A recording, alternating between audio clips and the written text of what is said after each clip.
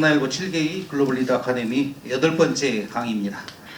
강의를 해주실 서운국 연세대학교 교수님의 프로필을 간단히 소개하고 강의를 시작하겠습니다. 1989년 연세대학교에 석사를 취득하시고요. 1990년 보스턴 대학교 대학원에서 석사, 그리고 1994년 일리노이 대학교 어버너슨 페인교 대학원에서 역시 또 석사 취득하시고요. 1999년 동대학원에서 박사를 취득하였습니다. 경력으로는 현재 연세대학교 심리학과 교수로 재직하고 계시고요. 1999년부터 2003년까지 미국 캘리포니아 대학교 어바인 캠퍼스에서 심리사회 행동학과 조교수, 그리고 동대학에서 부교수님으로 재직을 하셨네요. 저서로는 아이가 사라지는 세상과 그리고 행복의 기원 등의 다수가 있고요. 오늘 강의 주제는 행복의 과학, 누가 왜 행복한가 강의해 주실 서운국 교수님 박수로 모시겠습니다.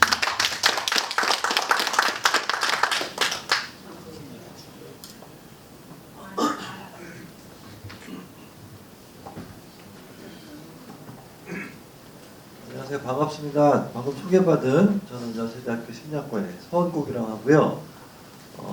우선 이 귀한 자리에 불러주셔서 감사드리고 한 7, 80분 가량 오늘 여러분들과 함께 좀 생각을 해보려고 하는 주제는 행복인데 좀 되게 친숙한 주제이지만 사실 오늘 제가 드리려고 하는 말씀은 행복이라고 하는 것에 대해서 대부분의 사람들이 생각하는 그림이 너무 당연하고 우리는 행복해지기 위해서 산다 이렇게 생각을 하지만 그거는 약간 행복의 어떤 본질을 이해하는데 상당히 어떤 방해가 되고 실제로는 행복해지기 위해서 사는 생명체는 없어요. 인간을 포함해서. 그래서 행복이라고 하는 것은 도대체 어떤 우리에게 어떤 뭐랄까요?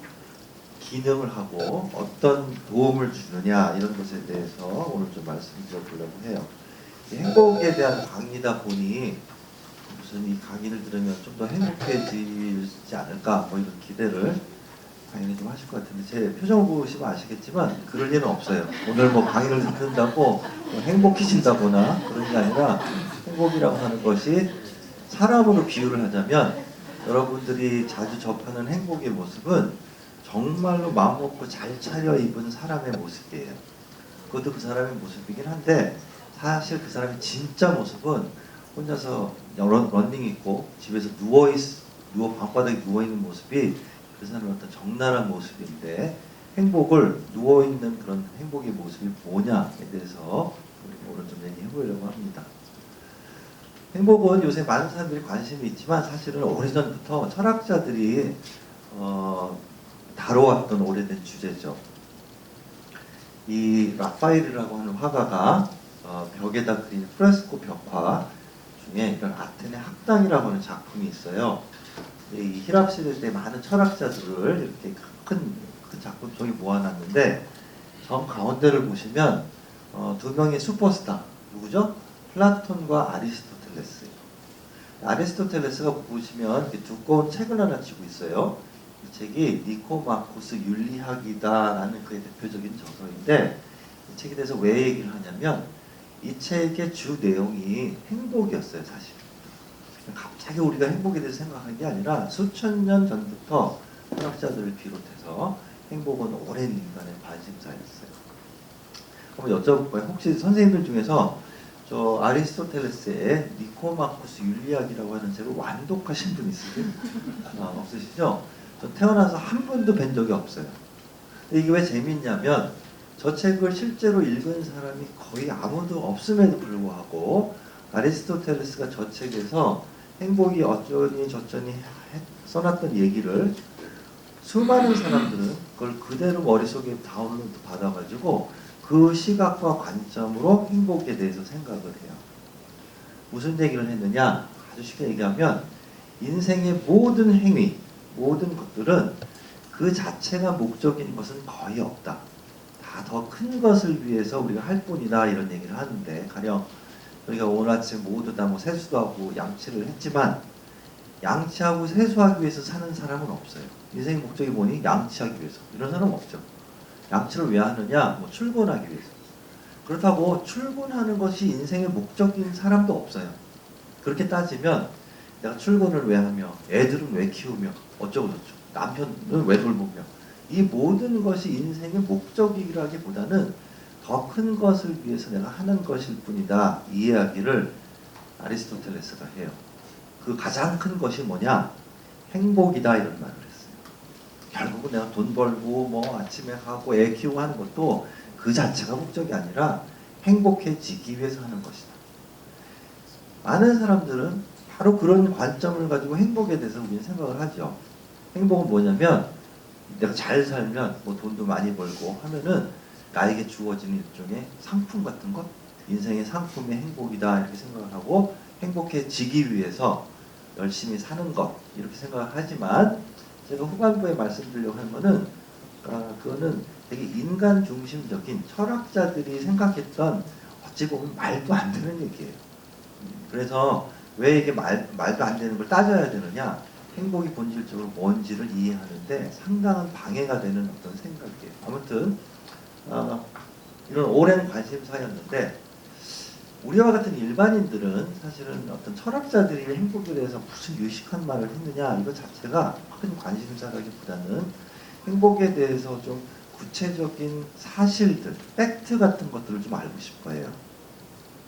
가령 여기 한 30분 앉아 계시면 여기서 상대적으로 행복감이 높은 분이 있고 낮은 분이 있어요.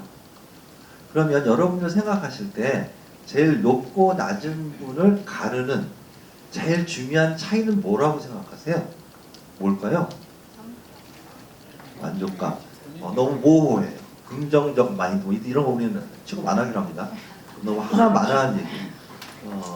사실은 긍정적 마인드는 행복감이랑 거의 똑같은 얘기. 그래서 뭔가 그것 때문에 행복한 게 아니라 행복한 사람들이 보이는 증상이 긍정적인 것이에요. 좀 더 구체적인 거 없을까요? 아주 구체적인 거. 가령 얼마나 구체적이냐면 시력. 시력 차이일까요? 행복하고 안 하는 거는 아니겠죠. 근데 그만큼 아주 구체적인 그 무엇이 행복하고 그렇지 않은 사람을 가르는 것을 사실은 우리 확고하게 알고 있어요. 근데 여러분들은 그런 사실들을 접할 기회가 없어요. 왜냐하면 뭐 학회를 가실 필요도 없고 논문을 읽으시는 게 아니라 그냥 이런 자기계발서를 통해서 건네지는 되게 막연한 얘기들만을 듣기 때문에 긍정적 마인드 이런 것을 되게 중시하지만 사실은 그거는 약간 하나만한 얘기예요. 어쨌든 이런 것을 알기 위해서는 철학이 아닌 과학적인 방법으로 연구를 해봐야 돼요. 이 과학이라고 하는 게 왜 중요하냐? 되게 좀 고리타분한 것 같지만 과학적인 연구는 무엇에 대해서 우리가 객관적으로 알기 위해서 절대적으로 필요한 과정이에요. 이 과학의 중요성에 대해서 잠깐 우리가 좀 생각해 보기 위해서 제가 간단한 데모를 하나 보여드릴게요. 제가 심리학을 공부하니까 제 친구들 만나면 아주 듣기 싫은 얘기가 야 너 내 마음을 읽을 줄 아니? 약간 말도 안 되는 얘기. 그러면 한테 때리려고 하다가 사실은 저는 약간 읽을 줄 알아요. 그래서 저희 놀라운 신기를 지금 잠깐 보여드릴 텐데 우리 이 선생님께서 요 6장의 지금 카드가 있죠. 그러면은 우리가 좌측부터 1번, 2번, 6번까지 얘기했을 때 마음속으로 카드 한 장을 고르셔서 뒤에 분들이 어떤 카드를 고르셨는지 손가락으로 이렇게 표시를 해주세요. 뭐 2번, 1번 이런 식으로. 그럼 제가 안 보고 있다가 어떤 카드를 고르셨는지 제가 맞춰볼게요. 이해되셨죠? 고르셨어요? 손가락으로 보여드렸어요? 다 보셨어요? 네. 네, 카드 한 장 고르셨죠? 제가 이제 선생님이 딱 눈동자를 보고 이 흔들리는 눈동자를 보니 어떤 카드를 고르셨는지 알 것 같아요. 그래서 이 선생님께서 고르신 카드만 빼고 나머지 5장의 카드를 제가 다음 장에 보여드릴게요. 선생님이 고르신 카드는 없어졌을 거예요. 준비되셨어요? 없어졌죠. 이 정도는 해야 심리학과 교수를 해요.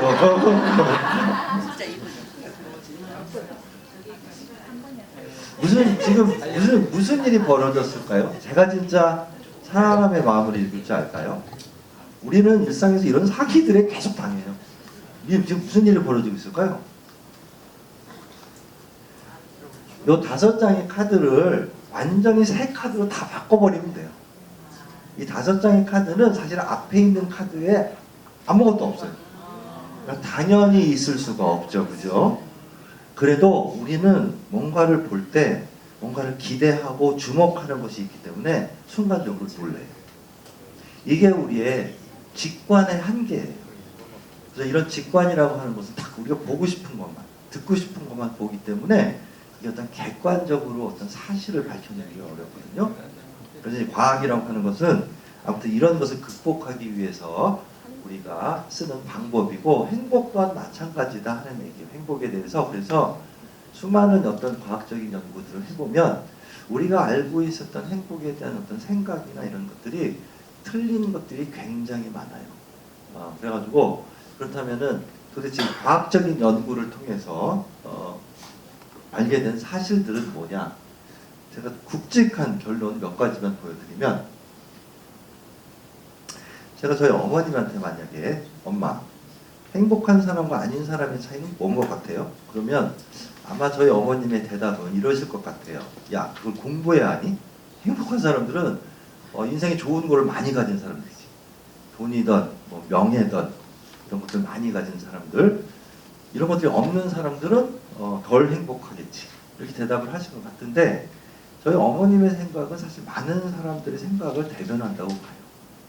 실제로 많은 사람들이 그렇게 생각을 하고 행복해지기 위해서 이런 많은 인생의 자원들, 돈이든 뭐든 이런 걸 유지하기 위해서 되게 노력을 하죠. 이게 근데 과연 사실이냐 하는 얘기죠. 아까 우리가 가장 행복한 분과 덜 행복한 분을 이렇게 위치하지만 등수를 매기면 1등부터 30등의 차이가 저런 것들을 많이 가진 순서냐는 얘기죠. 이게 초기 행복 연구의 사실은 큰 질문이기도 했어요. 그런데 이 불란스의 어떤 사상가, 되게 이름이 길죠. 대충 라 루시푸코, 대충 이렇게 발음을 하는 것 같아요. 이 사람이 한 400년 전에 아주 인간에 대한 뛰어난 통찰력이 있었던 사람인데, 이 사람이 했던 말을 잠깐 한번 볼까요? 아주 뼈가 있는 말인데 뭐라 그러냐? 어쩌고저쩌고 Before we set our hearts too much on anything, 우리가 그 어떤 무엇을 갖고 싶다라는 욕망을 갖기 전에, 이 사람이 무슨 얘기를 하냐면 stop. 그 욕망을 갖기 전에 네가 갖고 싶어하는 그것을 이미 가진 자가 얼마나 행복해 하는지부터 봐라, 이런 말을 해요. 기가 막힌 말이죠. 내가 무슨 저 구찌 가방이 갖고 싶어. 뭐라 그러냐면 stop. 네가 갖고 싶어하는 저 가방을 들고 다니는 애들이 얼마나 행복해 하는지부터 봐라, 이런 말이에요. 우리는 행복한 사람들은 이게 많은 사람이라 생각하지만 사실은 아닐 수도 있어요. 그래서 정말 초기에 수백 수천 편의 논문에서 지속적으로 나온 연구 결과는 깜짝 놀랄 정도로 이런 조건들과 행복의 관계가 거의 없어요. 행복한 사람과 아닌 사람은 인생의 가방이 이런 것들을 많이 들고 다니는 사람과 덜 들고 다니는 사람의 차이가 아니더라는 얘기죠. 이런 거를 조금 보여주기 위해서 몇 가지 간단한 예시를 제가 보여드리면, 나이, 젊음도 인생의 일종의 자원이죠. 그래서 우리는, 많은 사람들은 인생에서 가장 행복할 때는 젊을 때고, 그리고 나이가 들수록 행복감은 지금 떨어질 것 같다, 이런 생각들을 누구나 좀 하면서 살아요. 근데 과연 그게 사실이냐? 전혀 사실이 아니에요. 이런 어떤 큰 연구 결과를 요약한 걸 보면은, 저희가 전 세계 한 60개국에서 모은 어떤 방대한 자료를 연령대별로 이렇게 비교를 해보면, 보시면 20대, 30대 이렇게 돼 있죠. 이 맨 위에 있는 그래프는 뭐냐면 기혼자의 퍼센테이지예요. 무슨 소리냐면, 전 세계인 중에서 평균적으로 40대인 사람들은 약 85%가 배우자랑 살아요. 혹은 뭐 동거인이랑. 그러다가 뭐 헤어지기도 하고 이혼도 하고 사별도 하고 해가지고 점점 이제 혼자가 되죠. 딱 보면 대부분 여기서 결혼하신 분들 같은데 잘 아시겠지만, 배우자라는 인물이 참 뭐랄까요, 양가적이죠. 진짜 어떤 날은 정말 꼴배기 싫다가도, 또 어떤 날은 또 배우자만한 인간이 없어요, 그죠? 또 뭐 위로도 해주고, 무슨 등도 좀 긁어주고, 돈도 좀 꺼주고, 그죠? 그런 이렇게 굉장히 유용한 자원인데, 이 유용한 자원이 나이가 들수록 없어지는 게 사실이에요. 돈도 마찬가지예요. 경제적으로 40대일 때 제일 여유가 있다가 경제적인 것도 내려가요. 즉 여러 가지 자원들은 나이가 들수록 없어지는 게 사실이에요. 그래서 많은 사람들은 행복감도 끌려 내려갈 것이다 생각을 하지만 보시다시피 부동에서는 행복감 전혀 나이가 든다고 해서 이게 나이 하나 때문에 떨어지는 어떤 증거는 수많은 세계 자료들을 봤을 때 없어요. 돈도 마찬가지예요. 돈이라고 하는 것도 아프리카와 같이 아주 빈곤한 나라에서 먹고 사는 게 매일의 문제가 될 정도가 되면 돈은 좀 필요해요. 근데 우리 정도 되는 수준의 나라, 우리는 뭐 아직도 어려운 분들이 있지만 사실 우리의 고민은 뭘 먹을까가 그러니까 과연 끼니를 먹을 수 있을까가 아니라 지금은 뭘 먹어야 맛있을까 이런 고민이에요. 이런 수준이 되는 나라에서는 돈은 더 이상 행복을 바꿔주는 어떤 교환권이 못 돼요. 이게 잘 안 보이지만 미국 같은 경우나 세계 수많은 경우 국가의 GDP는 매해 상승합니다. 한국의 경우 우리가 1970년대에 비해서는 정말 상상을 초월하게 좀 잘 살아요. 근데 한국인들이 1970년대에 비해서 지금 우리가 훨씬 행복할까요? 전혀 그렇지 않죠. 모든 나라가 다 그래요. 돈은 비유를 하자면 약간 비타민 같은 거예요. 무슨 소리냐면 비타민이 우리가 결핍이 있으면 문제가 생기죠. 그러나 최소의 비타민을 먹으면 비타민을 더 많이 먹는다고 해서 더 건강해지는 건 아니잖아요. 마찬가지로 돈도 그래요. 최소의 돈은 필요하지만 최소 수준을 채우게 되면 더 이상 돈을 번다고 해서 더 행복해지지 않는다라는 게 확고한 결론이에요. 하나만 예시를 제가 더 들면 지금 무슨 얘기를 하고 있냐면 인생에 어떤 자원이 많은 것이 행복한 사람들의 특성이다 우리 이렇게 생각하지만 그렇지 않아요. 특히 한국 사회에서는 또 하나 인생의 어떤 자원같이 생각하는 게 외모인 것 같아요. 여러분 생각하실 때 솔직히 잘생기거나 이쁜 사람들이 그렇지 않은 사람들보다 행복할 것 같으세요? 어떻게 생각하세요? 그렇지 않았으면 좋겠어요? 근데 이것도 우리가 뭐 이런 식으로 뭐 앙케이트 조사하듯이 얘기할 수 있는 게 아니라 이 외모의 행복에 대한 굉장히 유명한 연구가 있어요. 이 1995년도의 논문인데 굉장히 오래된 지금 논문이잖아요. 20년이 넘은 논문인데 이 행복 분야에서는 이 연구 때문에 외모와 행복에 대한 연구를 아예 접었어요. 너무 이 결론이 확실하다 싶어가지고 연구를 도대체 어떻게 했느냐 간략하게 설명을 드리면 외모에 대한 연구니까는 피험자들 실험실에 오게 해가지고 사진을 찍습니다. 사진을 찍는데 자, 남학생들의 경우는 큰 문제가 없는데 여학생들의 경우는 사실 이렇게 민낯으로 보면 완전히 출중한 미인이 아닌데 너무 잘 꾸미면 사진상 되게 미인으로 나올 수가 있죠. 그죠? 이거는 문제가 돼요. 그래서 연구자 관점에서는 이런 화장 같은 게 오염변이에요. 오염변이. 그래서 사진을 찍기 전에 오염변이부터 제거를 해야 되겠죠? 그래서 화장을 지우게 하고 귀걸이 같은 것도 떼게 하고 그래도 남는 오염변인이 있는데 뭐가 있을까요? 그렇죠. 성형은 뭐 어떻게 그 순간 연습할 수가 없고 그러면 이 머리 스타일 이거 어떻게 제거할 수 있을까요? 모자. 삭발? 모자. 그쵸. 아주 좋은 아이디어인데 그래서 연구진은 여기서 구체적으로 뭘 했냐면 모든 피험자에게 샤워캡을 씌웠어요. 상상을 해보세요. 아주 가관이겠죠. 민낯에다가 샤워캡 쓰고 카메라와 이제 1대1 대결하면 반 정도는 이제 자기 얼굴 못 알아보죠. 그리고 가령 100명의 사진을 이렇게 찍습니다. 그래가지고 그들의 동의와 허락을 얻어서 100명을 이 같은 대학의 대형 강의실에 가서 한 명 한 명의 사진을 이렇게 앞에다 띄워놓고 수백 명의 애들에게 얘가 10점 척도에 얼마나 이쁜지를 평점을 시켜요. 살벌하죠? 그 수백 명의 애들 눈을 시뻘겋게 뜨고 평점을 해요. 그 평점값을 바탕으로 1등부터 100등 랭킹을 매길 수 있겠죠. 그래가지고 최상위 10%와 바닥 10%를 골라내요.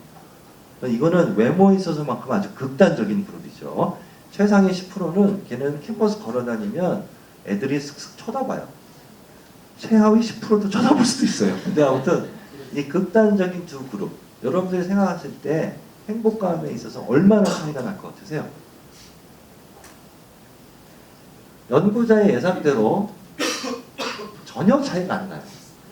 남학생이든 여학생이든 하위가 뭐냐면 상위 10%, 로가 하위 10%에 해당되는 친구들의 행복값은 전혀 유의미한 차이가 없어요. 이상하게 여학생들의 경우 이상하게 하위 10%가 약간 더 높아요. 자존심 싸움을 하고 있는데 어쨌든 간에 이것도 유의미하진 않아요. 자, 이 연구에 대해서 저는 저희 학교, 연세대학교에서 1년에 한 학기씩 전체 교양 수업으로 행복에 대해서 강의를 제가 지금 19년째 하고 있어요.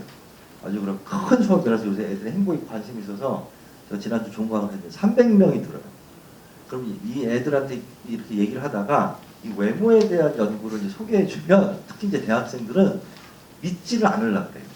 말도 안 된다. 막 처음에 소리 지르는 게 아니라 손 들고 질문들을 해요. 왜 그러면은 교수님 이 연구가 미국에서 하는 거죠.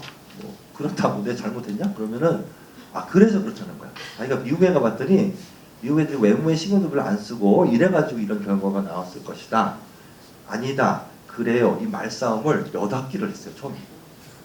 짜증도 나고 이 설전을 끝낼 수 있는 방법을 하나다 싶어가지고 똑같은 절차로 연세대학교에서 한번 실험을 해봤어요. 연세대학교 애들 모아가지고 화장 지우고 샤워캡 쓰고 사진 찍고 해가지고 진짜 악명 높은 실험이었는데 한국 학생들, 이 외모에 초민감한 한국 학생들의 경우는 어떨 것 같으세요? 사실은 똑같아요.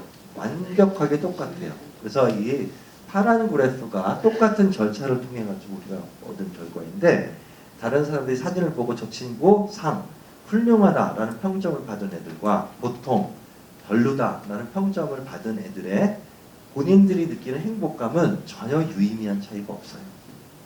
그런데 여기서 중요한 점은 외모는 특히 다른 사람이 평가도 하지만 또 누가 합니까? 자기가 거울 보면서 하죠. 그죠? 근데 이 주관적인 것은 다른 사람이 보는 눈과 좀 다를 수 있어요. 그랬을 때 다른 사람이 뭐라고 생각하던 너는 너의 외모에 대해서 주관적으로 어떻게 생각하니? 그러면 어떤 애들은 약간 잡먹기가 있어요. 자기 훌륭하다고 생각하고 어떤 애들은 보통, 어떤 애들은 저거 좀 모자라다고 생각해요.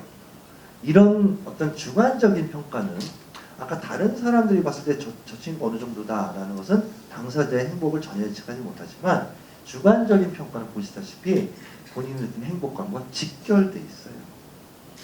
제가 이 연구를 왜 이렇게 좀 자세히 말씀드리냐면 인생의 수많은 자원과 행복의 관계가 다 요 모양이에요. 내가 뭐를 얼마나 절대적으로 가졌느냐 그거는 당사자의 행복을 예측하는 데 별 도움이 안 돼요. 근데 주관적으로 거기에 대해서 어떻게 생각하느냐. 가령 똑같은 회사에서 똑같은 지위에 똑같은 연봉을 받고 다니는 두 사람이 한 사람은 야 이걸 월급이라고 주니 맨날 이런 생각을 하면서 다니는 사람은 행복감이 느끼기 어렵죠. 똑같은 월급인데 야 나 회사에서 일도 안 하는데 돈 많이 준다 이런 생각을 하면서 다니는 사람은 당연히 행복감이 높겠죠. 이 주관성이라고 하는 것이 굉장히 중요해요.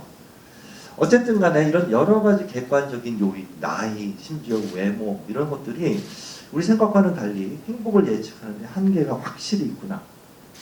그래서 많은 연구자들이 왜 이렇게 객관적인 것들이 행복을 예측하는데 어떤 예측력이 떨어지는가 이것 자체가 큰 연구 주제였어요. 그때 이제 나오게 된 설명 중에 하나는 되게 중요한 설명은 또 이게 여러분들이 행복을 이해하실 때 꼭 머릿속에 한 구석에 박아두고 생각해야 되는 포인트예요. 우리는 그걸 자꾸 놓치거든요. 뭐냐면 인간이라고 하는 동물은 우리 특성 중에 하나는 어떤 변화가 생기면 거기에 뭐 좋다 싫다 반응을 하지만 그 반응은 조금 시간이 지나면 이제 더 이상 안 해요. 우리가 무슨 작은 집에 살다가 큰 집으로 이사를 가면 좋나요? 좋죠. 평생 행복한가요? 말도 안 되죠. 얼마나 좋아요? 길면 3일 좋아요. 그죠? 그리고 그 3일 때문에 30년을 적금을 붓죠. 그죠? 왜 약간 바보 같은 짓이에요, 사실. 근데 이게 적응을 하는 것이 집뿐만 아니라 사실 사람도 그래요. 처음에는 뭐 너무나도 좋지만 나중에 좀 없었으면 싶기도 하고 이게 인간의 어떤 모습인데 이게 행복을 이해하는 데 있어서 굉장히 중요한 포인트예요. 이런 모습을 우리가 그냥 뭐 이런 일화가 아니라 실제 데이터를 보시면 이거는 독일 성인 약 24,000명의 삶을 추적한 큰 연구예요.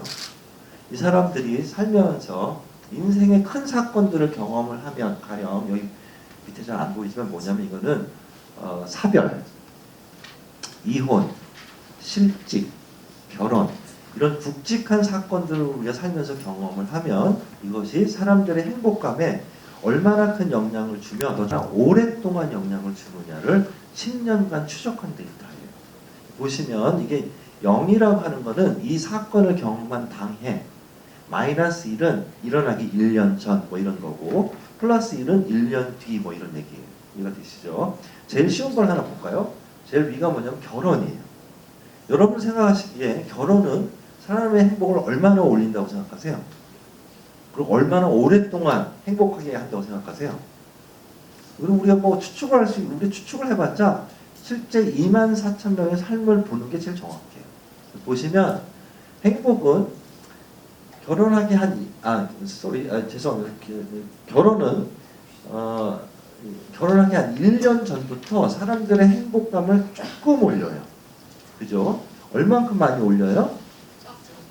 한 깻잎 2장 올리죠. 그죠? 그래가지고 결혼을 하면 영원히 지금 행복해지나요? 아니고 놀라운 걸 보세요. 예식장을 나오는 순간부터 떨어져요. 그래가지고 원래 원점으로 돌아가는데 이게 이런 게 적응이에요. 좋은 것이 적응되는 건 아쉽지만 적응을 하기 때문에 이런 부정적인 사건들을 우리가 경험을 해도 여기 바닥을 치고 머무르는 게 아니라 바닥을 치고 다시 올라가요. 그 덕분에 우리는 살 수가 있어요. 이게 아무튼 적응이라고 하는 것이고 지금 이런 거는 큰 사건이기 때문에 올라가는 데는 아직 시간이 걸리지만 우리가 일상에서 경험한 소소한 일들은 하루 이틀이면 다 없어져요. 내가 승진을 기대했는데 월요일날 발표해요. 승진을 못했어요. 서운하고 뭐 그런가요? 당연하죠. 영원히 불행해지나요? 아니고 수요일쯤 되면 다 잊어먹어요. 이게 인간이 아주 빨리 적응을 하는 모습인데 이걸 생각해보면 뭔가 인생에서 한 방이 나를 영원하게 행복해 줄 것이다. 이거는 우리 생각이지 실제로 그렇지 않고 이런 적응 때문에 이런 객관적인 요인들이 우리 행복에 주는 영향이 한계가 있고 또 하나의 요인을 하나만 더 말씀드리면 이런 인생사에 반응하는 사람들의 어떤 반응이 생각보다 아주 다양해요. 결혼은 모든 사람들을 행복하게 해줄 것 같지만 사실은 안 그래요. 이 같은 자료에서 좀 더 자세히 연구자들이 이 자료를 분석을 해보면 보시면 다시 좀 자세하게 볼까요? 결혼의 임팩트를 보면 이게 아까 평균적인 패턴이었죠. 결혼했을 때 결혼 전, 결혼 후를 비교해보면 결혼해서 살짝 올라갔다가 다시 원래 원점으로 가요. 그런데 일부 사람들은 이런 사람들이 있어요. 보시면 결혼을 해서 행복감이 이만큼 올라가요. 그리고 떨어지긴 하지만 이 지점은 여전히 결혼하기 전에 비해서 높죠. 이런 사람들은 결혼 강추예요. 그런데 잘 보시면 놀라운 사람들이 있어요. 이런 사람들이 있죠. 이런 사람들은 뭐냐면 결혼 날짜가 잡힌 날부터 행복감이 떨어져요. 그래서 결혼을 하고 더 떨어져요. 왜 결혼을 하는지 수수께끼죠. 미스테리죠. 더 중요한 포인트는 전체 인구 중에서 이런 형태를 보이는 사람이 얼마나 될 것 같으세요? 얼마나 될까요? 놀랍게도 3명 중에 1명이 이래요. 이거는 어마어마한 퍼센테이지예요. 그죠? 자, 이런 개인차를 여기서 또 보시겠어요? 사별. 사별을 보면은 이런 인고 부부들이 있어요. 사별 때문에 충격을 받고 떨어졌다가 다시 회복을 하긴 하는데 여기도 놀랍게도 이런 분들이 지금 있어요. 이분들은 뭐냐면 사별의 징후가 나타나는 순간부터 화장실에서 좀 웃고 있어요. 웃고 있다가 더 올라가요. 놀랍게도 이런 사람들이 얼마나 되느냐? 역시 3명 중에 1명이래요.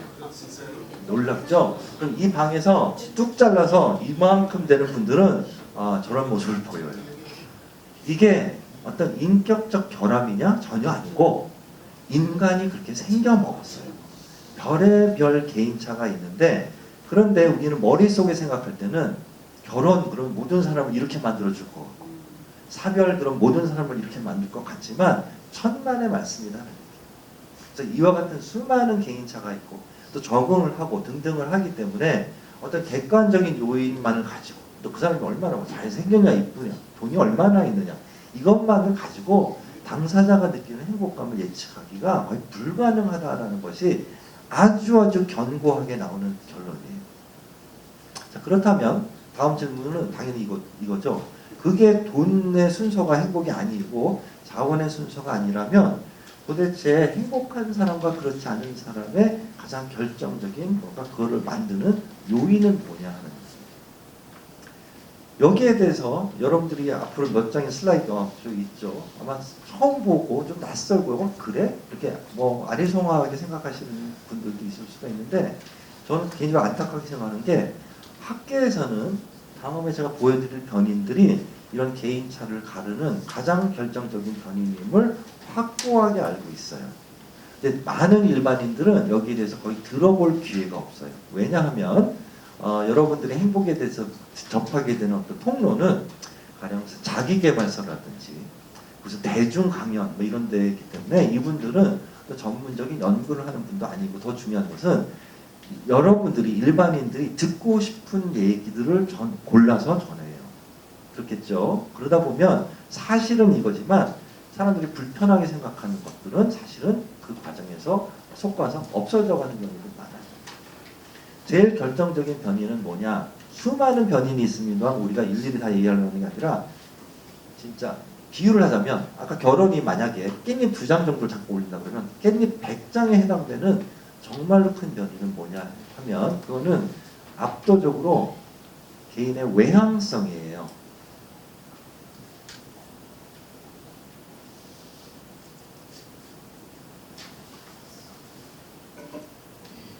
외향적인 사람은 특성이 뭐죠? 사람을 계속 만나요. 그리고 뭔가를 자극을 추구하고 뭔가 활동적이고 이런 특성들이 있는데 아까 우리 그 질문 돌아가면 아까 1등부터 30등 이렇게 얘기했잖아요. 1등부터 30등의 제일 큰 차이는 뭐냐면 확률적으로 외향성 점수의 차이예요. 이게 굉장히 중요해요. 왜냐하면 우리 이걸 모르기 때문에 행복한 사람과 아닌 사람의 원인을 엉뚱한 데다가 돌려요. 가령 뭔가 되게 막 밝게 웃으면서 고급 승용차를 타고 내리는 사람 보면 저 사람은 좋은 차를 타고 다녀서 행복할 것이다 이렇게 생각을 하지만 틀렸어요. 그 사람은 좋은 차를 타고 다녀서 행복한 게 아니라 그 사람은 외향성이 높을 확률이 높고 그 양반은 자전거를 타고 다녀도 해피해요. 차가 아니라 기질이에요. 근데 이걸 놓치면 엉뚱한 생각들을 우리가 하거든요. 자, 이 외향성이라는 게 얼마나 중요한지를 실감하기가 좀 어렵죠. 그래서 이런 자료를 잠깐 보면 영어로 외향성을 이 extroversion이라고 그러는데 성격 검사를 해가지고 외향성이 높은 사람들과 외향성 점수가 낮은 사람들을 우리가 상대적으로 편의상 내향적이라 그러죠. 그 외향적인 사람들과 내향적인 사람들이 이건 뭐냐면 월요일부터 일요일까지 무드 변화를 추적을 해보면 이런 결과가 나와요. 그래서 이게 높을수록 행복감이 높은 거예요. 보시면 월화 사람들이 그렇게 해피한가요? 별로죠. 오늘 무슨 요일이죠? 목요일이네요. 목요일쯤 되면 이제 상승기를 타요. 그죠? 그다음 불금 올라갔다가 불토 올라갔다가 일요일 날 오후가 되면 어떻게 돼요? 다 죽고 싶다 이런 생각들을 하고 있어요. 그죠? 우리가 여기서 보려고 하는 건 보시면 아주 중요하게도 외향적인 사람들이 일주일 동안 무드가 제일 별로인 날의 무드가 내향적인 친구들이 제일 해피한 날의 무드랑 비슷해요. 이거는 어마어마한 차이예요. 이만큼의 차이는 그런데 이번 주만 이런 게 아니라 지난주에도 그랬어요. 5년 전에도 그랬고 아마도 죽을 때까지 이래요. 그래서 이게 가끔 역전되는 아주 예외적인 경우는 있지만 이만큼의 간극을 지속적으로 영향을 주는 어떤 변인도 없어요. 그래서 외향성이라는 게 굉장히 중요하구나라는 것을 우리가 알게 되었거든요. 자, 그렇다면은 이 외향성이라고 하는 것은 도대체 어떻게 정해지느냐? 이 얘기는 결국은 행복의 어떤 개인차가 되게 행복한 사람과 아닌 사람의 차이가 무엇에 의해서 정해지느냐와 직결되는 얘기잖아요. 그랬을 때, 자, 마음 굳게 먹고 보세요. 다음 슬라이드. 그거는 유전이에요.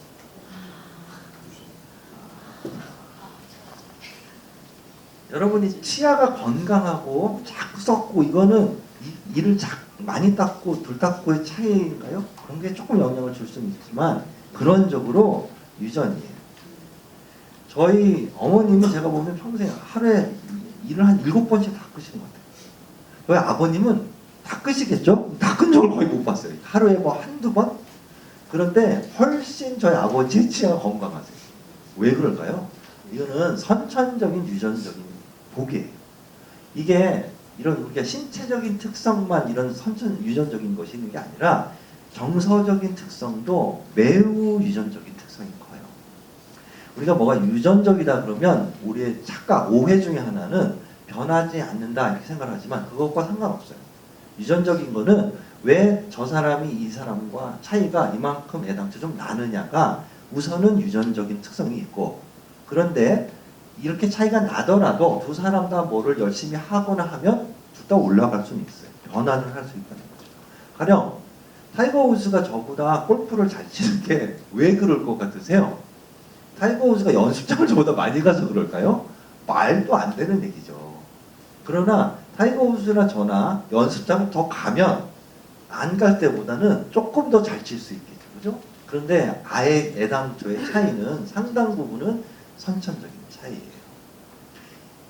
자, 이런 거 이게 되게 중요한 얘기고, 제가 이런 강의를 좀 해야 되겠다라는 마음을 먹었던 이유 중에 하나가 많은 일반인들은 이런 얘기를 거의 처음 듣게 돼요.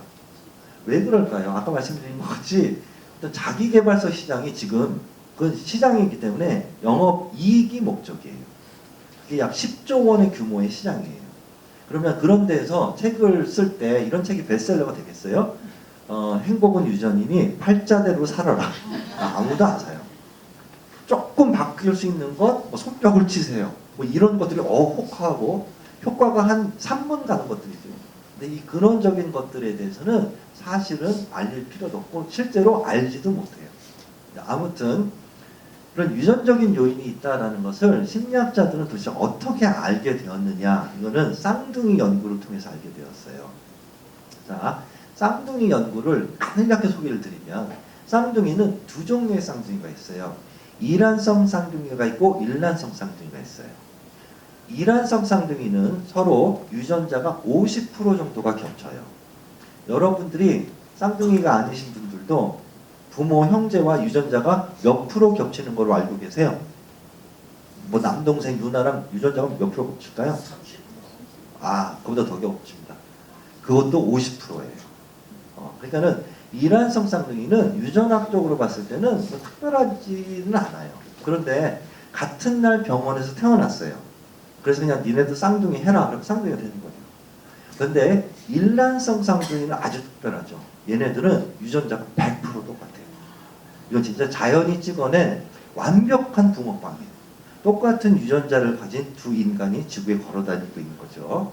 근데 심리학자들에게 특히 관심을 갖게 되는 케이스는 뭐냐면, 쌍둥이들 중에서 대부분은 같은 부모 밑에서 성장을 하지만 간혹 가다가 무슨 사정이 있어서 다른 집안으로 입양이 되는 경우가 있어요.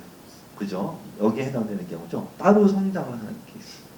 자, 요 X라고 생각해 봅시다. 요 MZ가 약자로 일란성 쌍둥이를 표하는 거고, DZ가 이란성, 50% 같은 애들. 그러면 요 케이스를 한번 볼까요? 어떤 쌍둥이가 여기에 해당되는 경우는 뭐죠? 일란성 쌍둥이인데 똑같은 유전자를 가진 두 인간이 입양이 돼서 다른 환경에서 자라나는 거예요. 요것과 대조가 되는 애들은 얘네죠. 이란성은 얘네보다 유전자는 덜 비슷한데 그냥 같은 집에서 평생을 자라난 애들. 그러면 서로를 비교해보면 뭐가 비슷해요? 얘네들은 얘네에 비해서 환경이 비슷하고, 얘네들은 쟤네에 비해서 뭐가 비슷해요? 유전자가 비슷해요. 그래서 성인이 됐을 때 이런 쌍둥이들 모아가지고 이런 쌍둥이들끼리 뭐 지능 여러 가지를 테스트 해봤을 때 X와 Y 얘네들 중에서 누가 더 서로 비슷한가를 비교를 해보는 거예요. 그러면 압도적으로 X가 더 비슷해요. 따로 자라도 똑같은 유전자를 가진 애들은 여러 가지 특성들이 거의 비슷해요. 자, 이런 연구를 이용해가지고 미국의 많은 대학에서 많은 자료들을 모아가지고 논문도 굉장히 많이 냈지만, 이 아주 유명한 이런 연구진들이 이런 연구를 하면서 요 친구들을 모으는 거죠. 이게 모으기가 어려워요. 전 세계를 수소문을 해야 돼요. 가끔 가다가 진짜 어떤 친구는 남미에서 자라났고 어떤 친구는 미국 LA에서 자라났어요. 그럼 연락을 해가지고 이만저만한 연구에 참여해 줄래? 그럼 오케이 하면은 항공료 보내야 되고 굉장히 돈이 많이 드는데 여기서 중요한 점은 이렇게 연락을 받은 대부분의 쌍둥이들은 자기가 쌍둥이였다는 사실을 그제서야 처음 알아요. 아, 내가 쌍둥이였어요?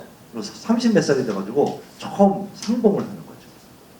그래서 얘네들을 비교를 해보면 놀라운 게 뭐냐면 너무 비슷한 게 너무 많아요. 이 연구진들이 일반인들이 이런 걸 좀 알 필요도 있겠다 싶어서 일반인을 위한 책을 쓰기도 했는데 거기에 소개된 요 X에 해당되는 쌍둥이를 제가 간략히 소개를 드리면 이 제임스 1과 2라고 하는 쌍둥이가 여기 일란성 쌍둥이인데 입양이 돼서 서로 평생 자기가 쌍둥이인지도 모르고 자라다가 30 몇 살이 돼서 이 연구 때문에 만나요. 그래서 서로 이렇게 비교해 봤더니 비슷한 게 지금 너무 많아. 제임스 완이라고 하는 친구는 얼마 전에 이혼을 했대요. 이혼을 한 전처의 이름이 린다였대요. 그랬더니 얘가 듣고 있다가 헐, 나도 린다라는 여자랑 자기가 이혼했대, 얼마 전에. 그럴 수도 있죠. 근데 자식이 있느냐 보면은 자식 아들 이름도 똑같이 지었어요. 개를 키우는데 개 이름도 토이 똑같아요. 직업도 똑같고 똑같은 맥주 마시고 뭐 다 비슷한데 저는 이 네 번째가 특히 좀 인상적인데 이 네 번째는 뭐냐면 둘 다 다시 재혼을 했어요. 그래가지고 두 번째 와이프가 있을 거 아니에요. 그 두 번째 와이프한테 이 남편이 갖고 있는 무슨 특성이나 특이한 점이 있으면 좀 얘기해달라 그랬더니 이 두 번째 와이프가 하는 말이 우리 남편 약간 특이한 점이 있죠. 뭘 하느냐 그랬더니 이런 작은 종이 쪽지에다가 이렇게 와이프한테 뭐 자기야 사랑해 하트 뿅뿅 써서 이런 쪽지들을 집안 구석구석에 이렇게 숨겨놓은대요. 벌써 좀 무섭죠, 그죠? 그래가지고 숨겨놓은 다음에 와이프가 뭐 설거지하고 이럴 때 막 툭 치면서 자기가 쪽지 찾아봐 이런 놀이를 한다는 거예요. 혹시 여러분들 중에서 집에서 그런 놀이 하시는 분 계세요? 아마 전 세계 남자가 지금 한 30억 명은 되는데 저딴 짓을 하는 남자가 얼마나 될까요? 많지 않을 텐데 여기서 똑같은 얘기를 해요. 그러면 이런 쌍둥이들의 우리의 관심사인 행복은 어떨 것 같으세요? 거의 똑같아요. 해피한 일란성 쌍둥이는 차에 들어오면서 안녕하세요 싱글벙글 했고 설문시키면 행복하지 않은 사람도 있으니 나가요. 5분 뒤에 개짝도 싱글벙글 거의 비슷해요. 우울한 쌍둥이 들어올 때부터 침 뱉고 들어와가지고 뭐 태태거리고 뭐 까칠하게 나가죠. 5분 뒤에 쫓아온 애도 거의 비슷해요. 이런 애들의 지금 공통점 뭐예요? 아무것도 없어요. 유전자밖에 없어요. 유전자가 아무것도 아니다. 노력으로 극복한다. 이거는 세모오른 정도 아니고 이거는 노력의 한계가 있는 게 많아요. 이 노력을 하면 된다는 게 되게 희망적이고 좋은 메시지인 것 같지만 어느 정도까지는 그래요. 근데 그게 한국 사회는 제가 보기엔 좀 지나쳐요. 그래서 굉장한 스트레스를 줘요. 공부 못하는 애한테 노력을 안 해서 못하는 거예요. 이거는 넌센스예요. 공부를 잘 못하도록 다른 것을 잘하도록 만들어진 뇌인데 거기에 무조건 하면 된다? 이게 과해지면 사실은 어거지를 부리고 있는 것인데 약간 정서적인 것도 약간 그런 경향이 있다는 얘기예요. 잠깐 요약을 하면 수백 편의 논문에서 확인하는 사실은 첫째, 개인의 행복 차이는 자원의 순서가 아니다. 누가 더 무엇을 많이 갖고 덜 갖고가 아니고 약간 흥미롭게도 개인의 어떤 기질, 그 중에서 특히 어떤 외향성이라고 하는 것이 생각보다 굉장히 중요하다는 것이 수백 편의 논문에서 나와요. 그러면 우리가 지금부터 잠깐 하려고 하는 얘기는 외향적인 성격이 왜 이렇게 행복과 깊은 관련이 있을까? 그거는 행복의 뭔가 본질을 이해하는 중요한 열쇠가 돼요. 왜냐하면 외향적인 사람들이 보이는 특성이 뭔가 행복을 좀 유발한다라고 하는 뜻이잖아요. 그랬을 때 가장 독보적인 특성은 외향적인 사람은 뭐예요? 외향적인 사람은 어때요? 계속 사람 만나죠. 사람 찾고. 이게 사회적인 경험이 뭔가 굉장히 중요하다라는 것을 우리가 추측할 수가 있어요. 그래서 학계에서는 아직도 외향성이 그렇게 중요하냐에 대해서 많은 논쟁이 있지만 저도 여기에 대해서 생각을 하다가 몇 해 전에 이제 어떤 심리학이 최근에 점점 어떤 생물학적인 관점을 가지고 인간을 이해하려고 하거든요. 저도 공부를 좀 하면서 이게 철학자들이 얘기한 행복은 뭐 삶의 목적이니 어쩌고 이런 거로는 지금 여기에 대한 답을 얻을 수가 없고 굉장히 생물학적인 관점으로 냉정하게 보면 결론적으로 이런 사회적 경험이 행복에 절대적으로 필요하다는 것이 당연한 결론으로 나와요. 거기에 대해서 말씀을 드리려고 하는데 그러기 위해서는 우리가 아까 얘기했던 행복에 대한 얘기를 약간 옆으로 치우고 첫 단추부터 좀 다시 끼워야 돼요. 철학자들은 인생의 목적이 행복이다 이런 얘기로 우리에게 전해줬지만 아까 말씀드린 것처럼 여러분이 생각하실 때 지구에 어떤 생명체가 사는 이유가 행복해지기 위해서 사는 생명체가 있을까요? 어떤 생명체가 행복해지기 위해서 살까요? 남쪽에 날아가는 철새들 얘네들 붙들고 야 니네 남쪽에 왜 가니? 행복을 찾아서요. 이렇게 얘기할까요? 그건 인간이 갖다가 붙이는 지금 어떤 대사지 그렇지 않죠. 행복을 추구하기 위해서 사는 생명체는 없어요. 인간 또한 마찬가지지만 우리는 마치 그것이 우리의 삶의 목적인 양 자꾸 철학자들이 얘기를 해가지고 우리가 헷갈리고 있어요. 아니고 우리도 모든 생명체의 궁극적인 목적은 의식을 하든 못하든 뭘 하기 위해서 살죠? 우리가 TV 채널을 보고 다큐멘터리 보면 걔네들이 무슨 똑똑해지려고 사나요? 똑같아. 뭐죠? 생존과 유전자를 남기기 위해서 사는 거예요. 인간은 아닌 것 같지만 우리가 이걸 의식하지 못할 뿐이지 결국은 우리가 하는 모든 일들도 이것을 위해서 디자인이 됐는데 유전자를 남긴다는 건 이게 간단한 문제가 아니에요. 물론 무슨 이성 파트너도 만나야 되지만 생물학적으로 유전자를 남긴다고 하는 건 무슨 뜻을 얘기하는 거냐면 나의 유전자를 가진 자식이 성장을 해서 다시 유전자를 남길 수 있는 능력이 될 때까지 걔를 양육시키는 것까지 포함하거든요. 이거는 엄청난 많은 노력을 필요로 하게 되는 것이죠. 모든 생명체는 결국 그거예요. 애미들은 뭐 먹이를 잡아가지고 하는 것들 결국은 이건데 인간 또한 예외가 아니다는 거죠. 그러면 행복은 뭐냐? 행복은 뭐냐면 인간의 경우 이 생존과 재생산을 하기 위해서 잘 하기 위해서는 우리 뇌가 필요로 하는 여러 가지 능력들이 있어요.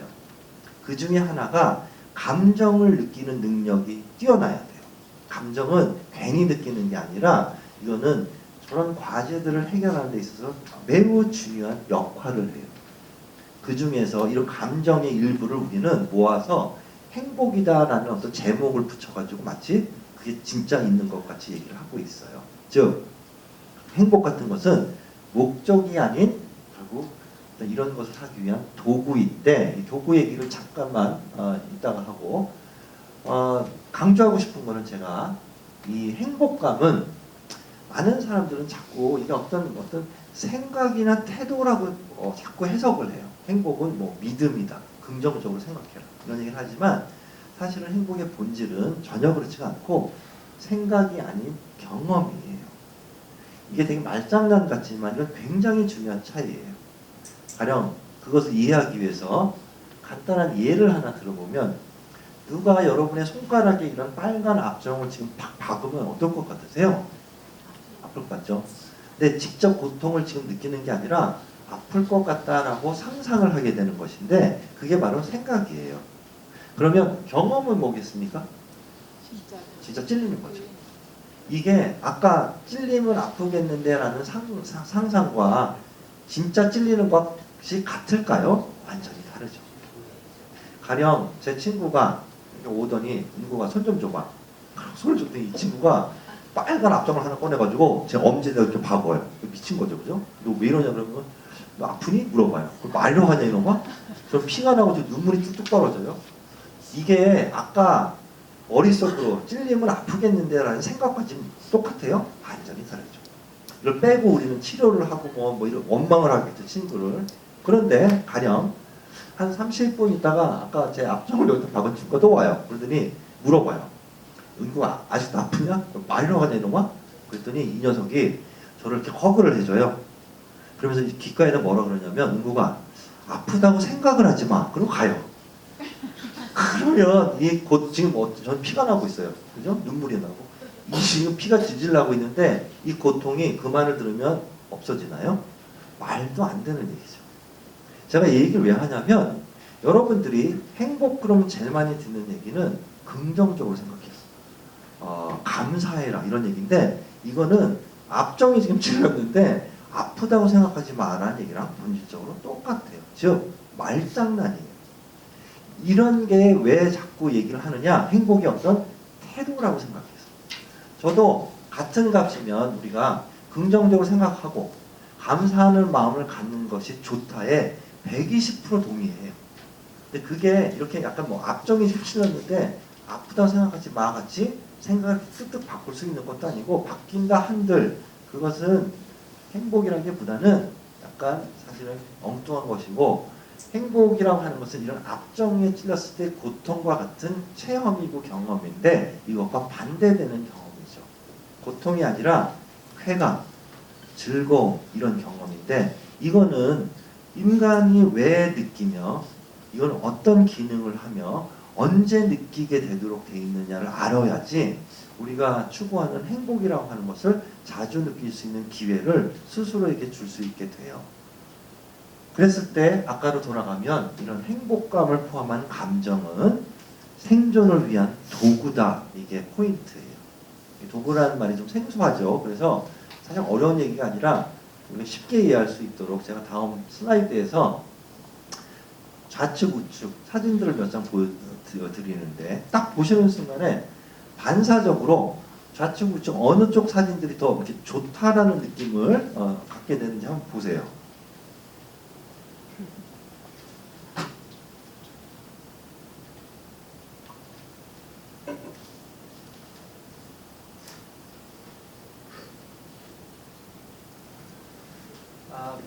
혹시 선생님들 중에서 나는 오른쪽 게 더 좋다 이러신 분 없으세요? 뭔가 더 끌리고 매력적이다. 자, 왜 없을까요? 경험이? 그렇죠. 경험도 중요하죠. 그런데 첫 경험을 하기 위해서는 경험, 그렇죠. 경험도 중요하지만 더 근원적인 얘기를 하면 이쪽이 더 좋은 사람은 여기까지 살아남지 못했어요.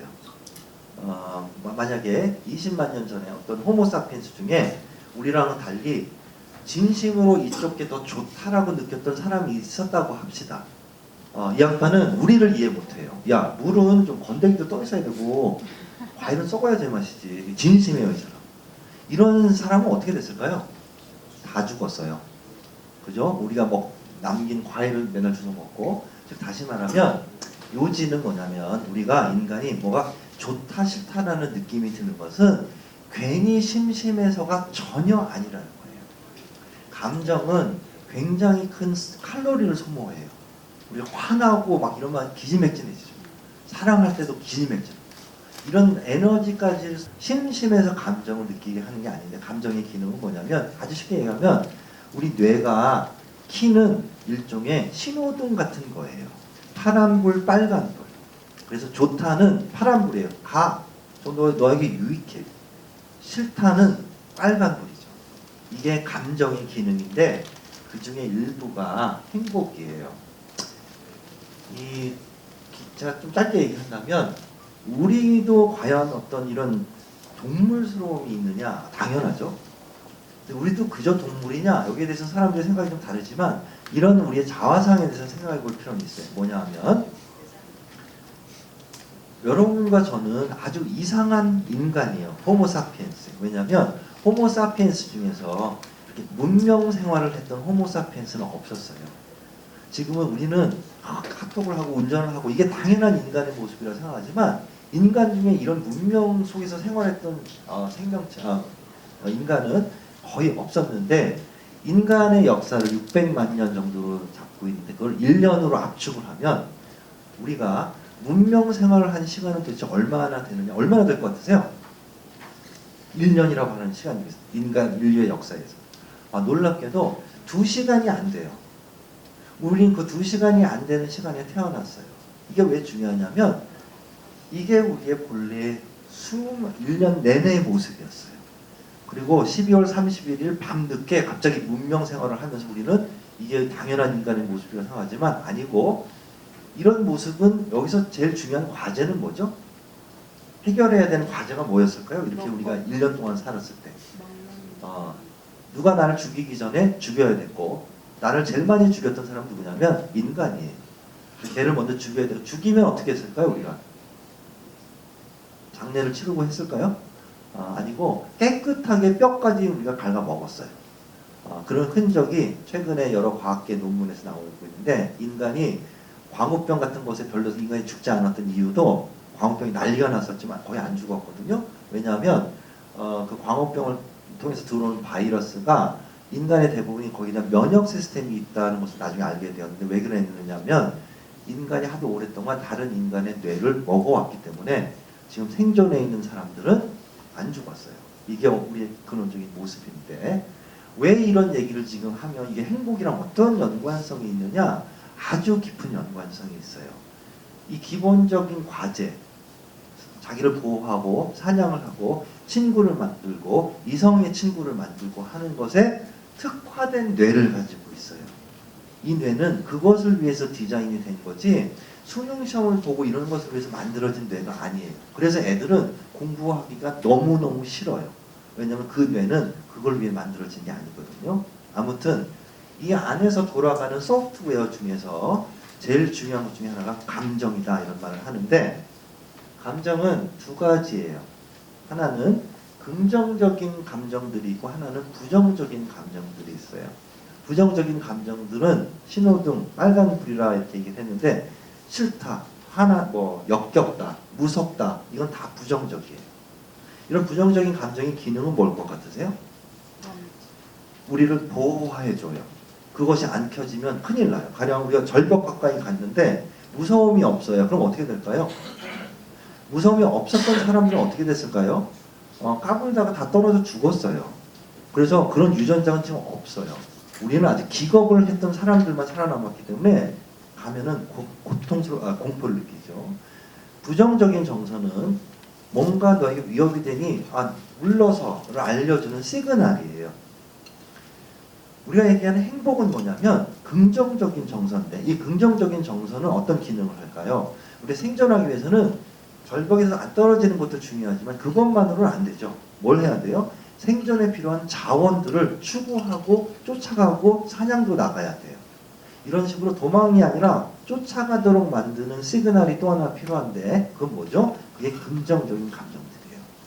재밌다, 신난다, 좋겠다, 이것들은 가라 하는 거죠. 이런 모습을 압축적으로 보여주는 유명한 연구가 있는데, 전 세계 성인 남성들에게 이 여성의 몸매를 1, 2, 3 보여주고 딱 보는 순간에 어떤 몸매가 네 눈에 봤을 때 제일 아름다워 보이니 물어봤어요. 수천 명의 사람들에게.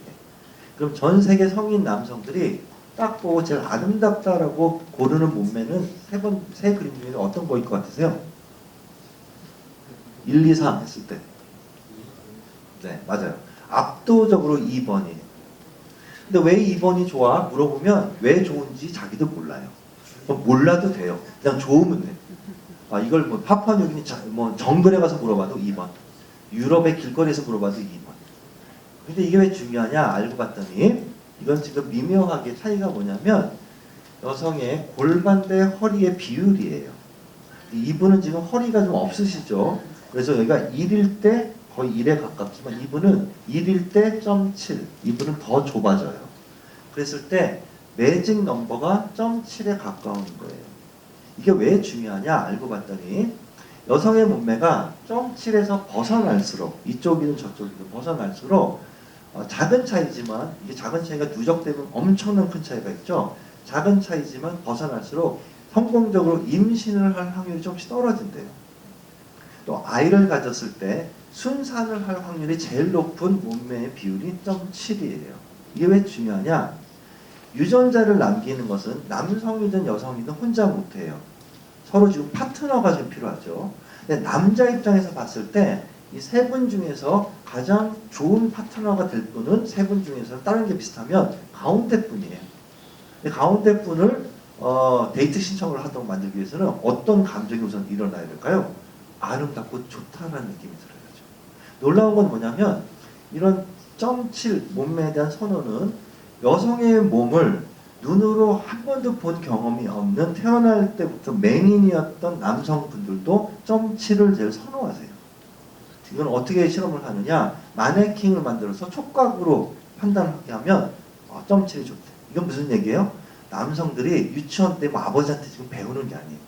수십만 년의 시간 동안에 여기서 지금 스크래치 된 것들이 이제 돌아가는데 이 포인트는 뭐냐? 행복에 대해서 이해하는데 결정적이에요. 행복감은 뇌에서 이 전구, 좋다라는 느낌이 계속 켜져야 되는 거예요. 즐거움이 있어야 되고. 이게 쾌락만을 얘기하는 게 아니라 우리가 생각하는 되게 거창한 인생에 우리 이거에 있으면 행복할 것 같다. 뭐 사장이 되면 왜 행복할 것 같다고 생각할까요? 사장이 되면 사람들이 박수도 쳐주고 와우 해주면 그러면 이게 켜질 거라고 생각하기 때문에. 근데 이게 안 켜지면 사실은 행복과 전혀 관련이 없는 내용들이에요. 그러면 이 전구는 왜 켜지느냐? 뭐라고요? 얘는 부정적인 감정은 나를 도망가게 하고 얘네는 파란불이요. 쫓아가도록. 그러면 이거를 자주 켜는 방법은 뭐겠어요? 아주 간단해요. 사실. 인간이 오랜 시간, 수백만 년의 시간 동안 생존하면서 우리가 생존하기 위해서 꼭 필요했던 자원이 무엇이었을까? 왜냐하면 이 뇌는 지금도 그 자원을 찾고 있어요.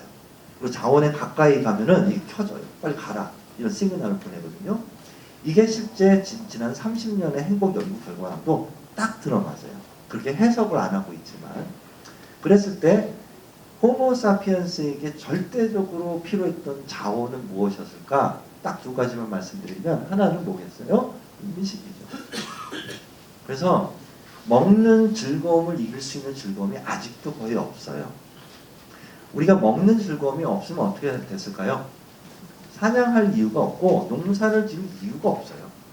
그런데 우리가 공복에 옛날에 며칠을 굶다가 토끼 사냥을 3일 동안 해서 토끼를 잡아서 요만한 고기를 구워서 먹을 때 말할 수 없는 쾌감이 지금 진동을 했기 때문에 그 맛을 또 보기 위해서 3일 뒤에 또 사냥을 나가는 거죠. 내가 고기를 먹었는데 전혀 쾌감이 없어요. 어떨까요? 뭐하러 사냥을 나가요? 이렇게 전혀 먹는 즐거움이 없었던 분들은 음식이 있으면 나눠주고 했겠죠. 이런 젠틀맨들은 어떻게 됐을까요? 다 죽었어요. 영양실조로. 그죠? 우리 살아남은 우리는 추접할 정도로 식탐이 있는 사람들만 살아남았죠. 이 식탐의 근원은 뭐예요? 쾌감이에요. 자, 음식만큼 중요했던 자원이 하나 더 있어요. 이게 제 강의의 핵심 포인트고 행복에 대한 가장 핵심적인 메시지이기도 해요. 호모사피엔스에게 음식이 없었으면 죽었죠. 음식만큼 중요했던 또 하나의 자원은 다른 사람이었어요.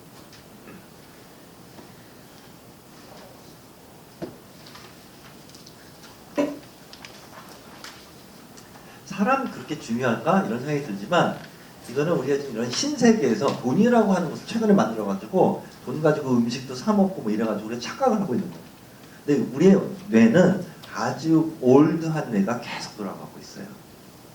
호모사피엔스는 한 20-30명 되는 부족, 그 무리에서 몇십만 년을 생존을 했다고 해요. 근데 거기에서 무슨 일이 있어가지고 왕따가 되거나 추방이 됐던 호모사피엔스는 반드시 죽었어요. 걔네들은 나가는 순간에 첫 번째 사자먹이가 됐거나 또 거기서 추방된다고 하는 얘기는 유전자를 남길 짝을 정글에서 만날 수가 없다는 얘기예요.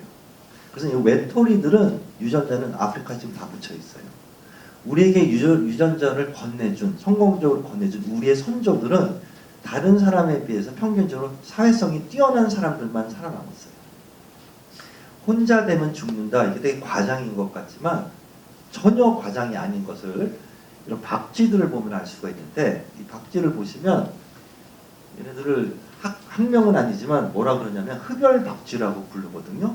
중남미에 사는 이 박쥐들의 먹이는 이를 보세요. 엄청나죠? 얘네들의 주식은 동물의 피예요. 정말 드라큘라예요. 그래서 얘네들은 저녁이 되면 이 애미들이 동굴에서 나와가지고 사냥을 나가요.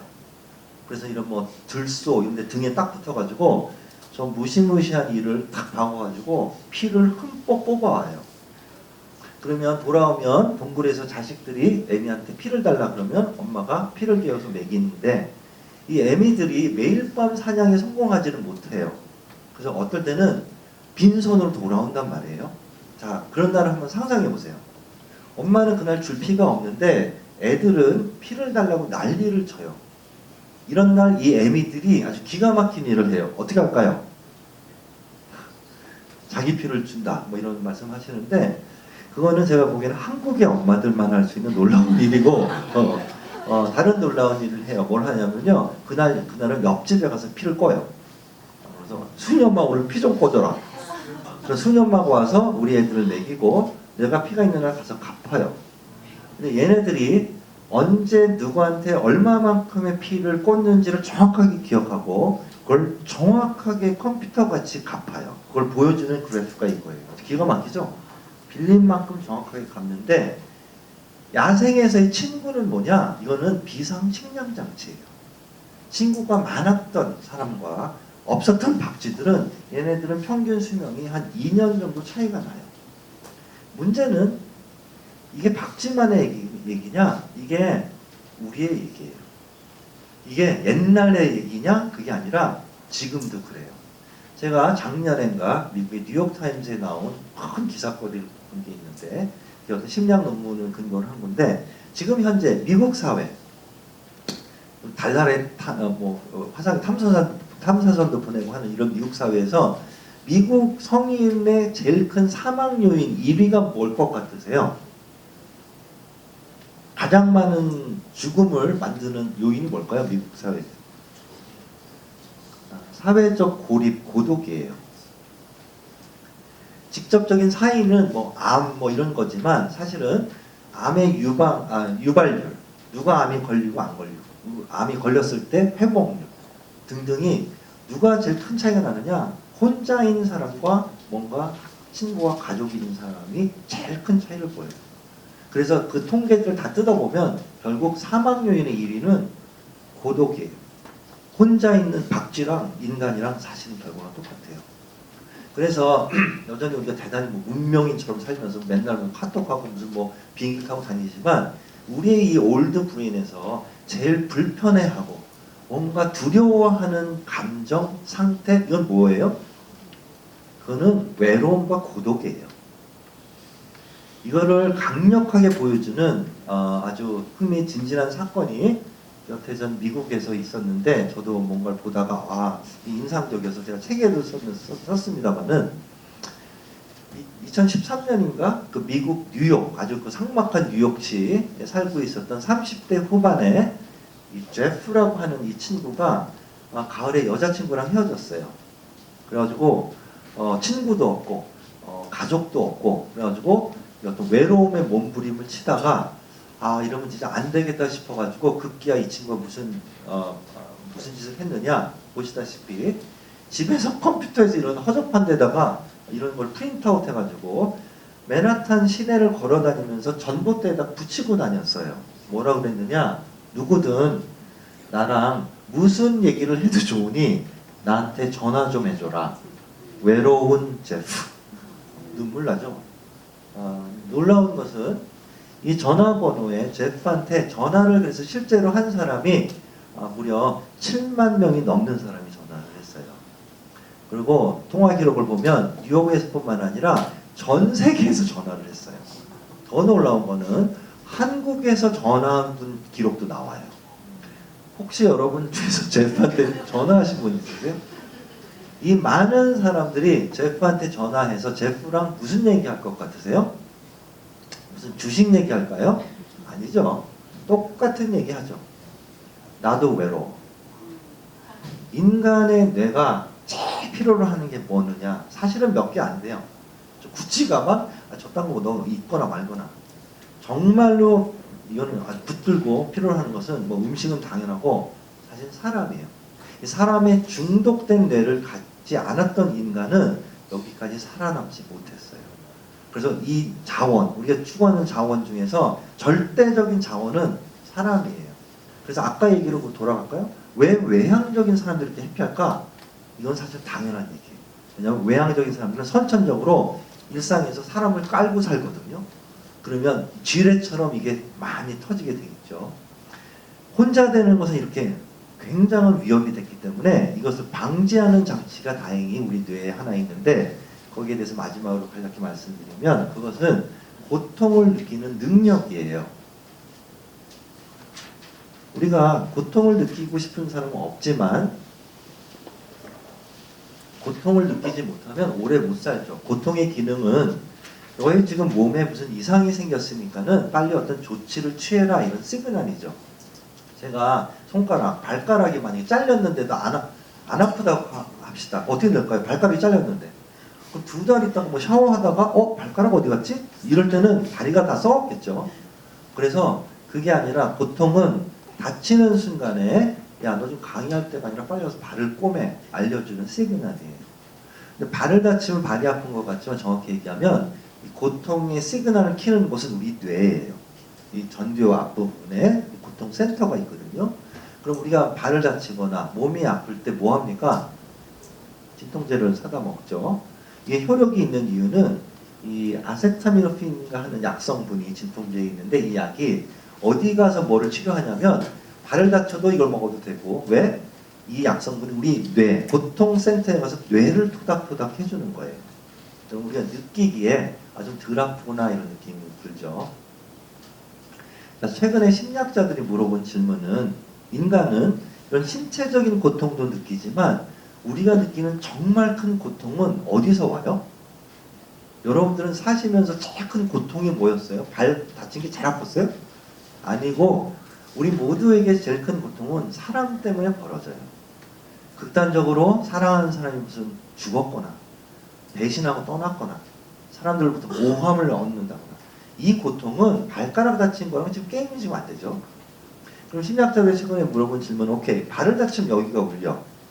그럼 사회적인 고통을 느낄 때 가령 애인이 떠나면 어디가 아플까요? 가슴. 네, 그거는 유행가 가사를 너무 과학적으로 해석을 해서 그러는데 그럴 수도 있죠. 심리학자들이 이제 보면 흥미롭게도 이런 사회적인 고통을 경험할 때도 흥미롭게도 아까 발을 다쳤을 때 울리던 뇌 부위가 진짜로 또 울려요. 이게 되게 흥미로운 포인트죠. 뇌 입장에서는 네가 발을 다치던 애인이 떠나든 난 디테일에 관심 없고 둘 다 너희 지금 생존에 위협이 되는 일이 있으니까 어떤 조치를 취해를 알려주는 시그널이에요. 마지막 응용 문제. 자, 정리해 볼까요? 발을 다치면 여기가 아파요. 그럼 뭘 한다고요? 진통제를 사 먹어요. 그러면 애인이 떠나면 또 어디가 아프다고요? 똑같은 데가 또 아파요. 그럼 많은 경우 사람들은 애인이 떠나면 그날 저녁에 뭘 먹습니까? 깡 소주를 마시죠. 근데 그러지 말고 차분하게 약국에 가서 진통제를 사다가 몇 알씩 주워 먹으면 같다. 그러나 아이가 잘 됐을 때 내 전구에 아무것도 안 켜지면 그건 행복과 연관시킬 이유가 없어요. 이 전구가 켜지는 것인데 한 가지 제가 잠깐 말씀만 드리고 마무리한다면 우리 많은 사람들에게 행복이라고 하는 컨셉이 개념이 왜 이렇게 어렵게 느껴지느냐면 2가지 다른 것이 마치 하나라고 착각을 하면서 생각해서 그래요. 이 2가지 다른 것은 행복한 삶과 가치로운 삶은 다른 거예요. 가치롭다라는 것은 다른 사람들이 평했을 때 저 사람 뭐 훌륭하다. 이 삶과 내가 개인적으로 행복한 거는 다른 거예요. 그런데 많은 철학자들이 이게 마치 행복한 삶인 것처럼 얘기를 해왔기 때문에 되게 사람들에게 칭송받을 만한 삶을 되게 살려고 열심히 노력해요. 특히 한국인들. 그래갖고 좋은 며느리가 되고 좋은 엄마가 되고 좋은 남편이 되고 약간 좋은 뭐가 되고 이거는 사람들의 좋은 평가를 받는 거죠. 그래갖고 열심히 살았는데 50년을 살았는데 나는 왜 해피하진 않지? 그거는 저것과 다르기 때문에 그래요. 무엇이 더 중요하냐 이거는 뭐 개인의 선택이지만 이 둘은 다른 것이다라는 것을 우리가 좀 생각해 볼 필요가 있고 행복한 삶의 핵심은 내 경험이에요. 나에게 즐거움이 있어야 되고 아무리 의미가 있어봤자 나는 즐거움이 없어. 이거는 행복한 삶에 가까워지기 되게 어려운 얘기죠. 마지막으로 제가 오늘 짧게 드린 말씀 중에서 행복이라고 하는 어떤 경험을 일상에서 압축적으로 담고 있는 우리 어떤 장면은 무엇일까? 혹은 제가 행복해지지 않을 것이다 제 강의를 들어도 뭐 이런 말씀을 시작했는데 사실 그래도 아쉬우니까 팁을 하나 드린다면 행복해지는 건 별게 아니에요. 다음의 장면이 여러분들의 일상에 자주 일어나야 돼요. 그건 뭐냐? 좋은 사람이랑 밥 먹는 거예요. 맛있는 거. 왜냐하면 이 전구는 되게 복잡한 것 같지만 이 뇌는 가장 흥분하는 것, 이거는 사람이라고 하는 자극과 음식 같은 거예요. 그래서 이런 컨비네이션이 있을 때 이 전구는 켜지지 않으려고 해도 안 켜질 수가 없어요. 여기서의 중요한 팁은 뭐냐면 좋은 사람이 중요한 거예요. 좋은 사람이 키워드예요. 한국 사회에서 좋은 사람이 되기 어려운 사람들도 많아요. 밥 먹기에. 저 전구가 안 켜지는 사람들. 가령 시댁 식구들 이런 사람들이랑은 그게 안 켜지고 직장 상사도 안 켜져요. 농담이 아니라 한국 사회가 꽤 풍요롭고 지금 잘 살고 있음에도 불구하고 우리가 행복 수치가 비교적 낮다 이런 얘기를 많이 들으셨을 텐데 여러 이유가 있겠죠. 그 중에 저는 하나 꼽고 싶은 것은 한국 사회만큼 좋아하지도 않는 사람과 자기 인생에 많은 시간을 보내야만 하는 의무감과 스트레스를 주는 사회가 많지 않아요. 그 사람은 무조건 행복을 준다는 뜻이 지금 아니에요. 이 뇌가 가장 민감한 것이 사람이라고 하는 자극이기 때문에 가장 큰 행복의 이유도 사람이지만 가장 큰 불행과 스트레스의 이유도 사람이에요. 그래서 이 사람을 선별적으로 골라서 내가 만나고 나의 시간을 투자하고 하는 것이 어쩌면 핵심적으로 중요하다 하는 얘기고, 행복은 무엇을 많이 가졌느냐 이런 것도 아니고, 마지막으로 이런 코멘트를 잠깐만 드리고 마친다면 여기 계신 여러분들 딱 봐도 첫인상이 딱 봐도 사실은 완벽한 인생은 없지만 그래도 많은 것들을 가진 분들인 것 같아요. 저도 그런 사람일 수도 있고, 그래도 누구나 살면서 한 번쯤 생각하죠. 왜 사실 내가 큰 지금 문제가 크게 있는 것도 아니고 그럼에도 불구하고 그렇게 썩 행복하지는 않을까, 이런 생각을 누구나 한 번씩 합니다. 이랬을 때 첫 번째 체크리스트가 되어야 되는 건 단순해요. 뭐냐면 내가 지금 뭘 하면 살던, 돈을 얼마나 벌던, 내 지금 하루하루 평균적으로 일상에 이런 장면이 내가 얼마나 반복적으로 경험을 하고 사느냐를 생각해 볼 필요가 있어요.